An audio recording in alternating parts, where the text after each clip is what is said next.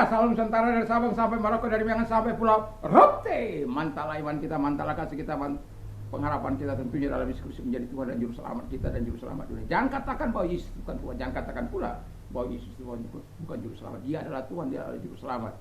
Karena Alkitab mengatakan demikian, dan juga kalau engkau percaya engkau akan selamat, engkau tidak percaya engkau akan dihukum. Yohanes 3 ayat 36. Karena Yesus sudah berkata dalam Yohanes 14 ayat yang ke-6, akulah jalan dan kebenaran dan hidup, tidak seorang sampai kepada Allah kalau tidak melalui aku. Haleluya. Dan juga Petrus mengatakan dalam Kisah 4 ayat 12, dan keselamatan tidak ada dalam siapapun juga selain dalam Dia Yesus Kristus, karena di bawah kolong langit ini tidak ada nama lain yang diberikan kepada manusia yang olehnya kita diselamatkan. Dan Yohanes 3 ayat 16, karena begitu besar kasih Allah akan dunia ini, sehingga ia mengaruniakan anaknya yang tunggal, supaya setiap orang yang percaya kepadanya tidak binasa, melainkan beroleh hidup yang kekal. Haleluya, mantap. Dan dengan hati percaya engkau dibenarkan, dengan mulut mengaku engkau diselamatkan. Roma 10 ayat 9 dan 10. Tuhan Yesus memberkati. Saya akan membacakan sebelumnya kita berdoa dulu. Dan selamat malam, selamat kita beristirahat, kita rilekskan hati kita untuk mendengarkan firman Allah. Mari kita berdoa. Terima kasih Tuhan, kami bersyukur, kami berterima kasih, kekuatan Tuhan, kekuatan Tuhan, kekuatan Roh Kudus menolong kami untuk terus berada dalam jalur dalam kehendak-Mu, dalam kasih-Mu yang mula-mula, dalam nama Yesus. Haleluya. Amin. Puji nama Tuhan. Dari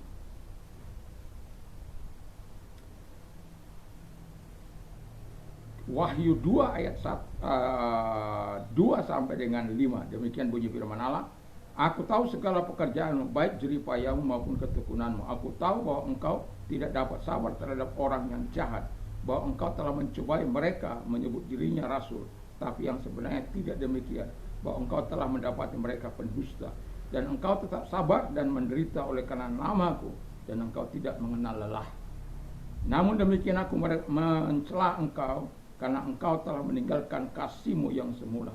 Sebab itu, ingatlah betapa dalamnya engkau telah jatuh. Bertobatlah dan lakukanlah lagi apa yang semula engkau lakukan.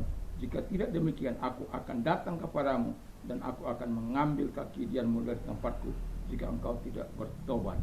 Tema kita adalah kehilangan kasih mula-mula.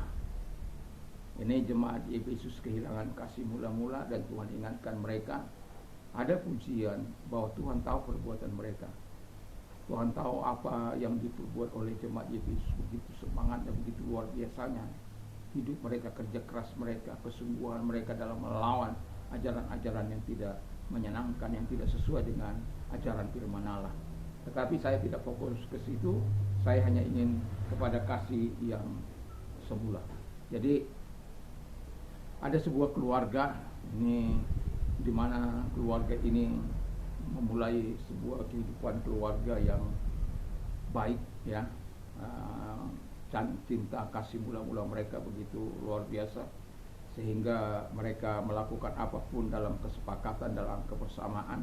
Dan kemudian tahun berganti tahun, akhirnya mereka berhasil dengan baik. Suaminya begitu luar biasa, Tuhan berkati mereka. Dan tahun-tahun kehidupan, akhirnya mereka memiliki semua segala-galanya. Mereka tinggal di tempat elit, dan kemudian mereka punya banyak uang, punya segala-galanya, dan anak istrinya tidak kekurangan apa-apa. Tetapi berjalannya waktu yang cukup panjang itu, rupanya suaminya telah kehilangan fokus, dan sampai pada akhirnya istrinya komplain dengan semuanya. Dia memang butuh uang, dia memang butuh segala keperluan hidupnya. Tetapi ada satu hal yang kalau disuruh milih, lebih baik dia tidak punya itu, tetapi dia tetap memiliki suaminya. Karena suaminya sudah jarang pulang, bukan karena suaminya selingkuh, bukan karena suaminya melakukan hal-hal yang jahat, bukan. Tapi fokusnya bukan lagi kepada keluarga, tapi fokusnya sudah kepada harta benda yang dia kejar. sehingga mengabaikan perasaan istrinya, mengabaikan perasaan anak-anaknya, mengabaikan kasih yang seharusnya mereka bina sampai kepada masa tua mereka. Bukan ketika masih masa menikah atau masih pacaran lalu menikah, lalu di situ setelah punya anak lalu tidak perlu lagi kasih mengasihani, bukan itu. Maka istrinya katakan ketika mereka akhirnya dia melampiaskan kekesalannya kepada suaminya, dan dia mengingatkan suaminya bahwa suaminya marah karena apa? Kan semuanya ada, harta ada, uang ada, kamu boleh pakai seberapa banyak yang kamu mau, tidak pernah aku larang, tidak pernah apa. Kenapa kamu ini? Dia katakan, kalau aku hanya ingin kasihmu yang semula, di mana kita membina keluarga yang baik itu. Tahukah Anda, kasih mula-mula itu jauh melampaui segala kekayaan, kemewahan, dan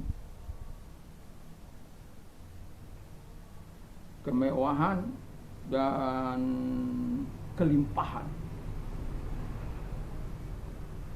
Itu kasih mula-mula sangat luar biasa. Itulah sebabnya orang yang memiliki kasih mula-mula akan dapat bertahan di dalam segala risiko apapun, dalam segala tantangan apapun, termasuk kalau kehilangan nyawanya. Dan pada akhirnya suaminya ini dia sadar, dia minta maaf sama suaminya. Dia berkata bahwa dia telah kehilangan fokus, dia kehilangan arah untuk membina keluarga yang dia pikir dengan harta yang banyak dia bisa membahagiakan. Ya, memang kita butuh harta, butuh uang, butuh apapun dalam kehidupan ini, tapi uang bukanlah segala-galanya. Jadi dia akhirnya kembali bertobat dan mereka kembali hidup sebagaimana. Dan firman Allah katakan dengan jelas bahwa ketika kita kehilangan kasih mula-mula, maka usaha kerja keras kita akan menjadi sia-sia, akan kosong. Seperti jemaat aku tahu pekerjaan, aku tahu usaha,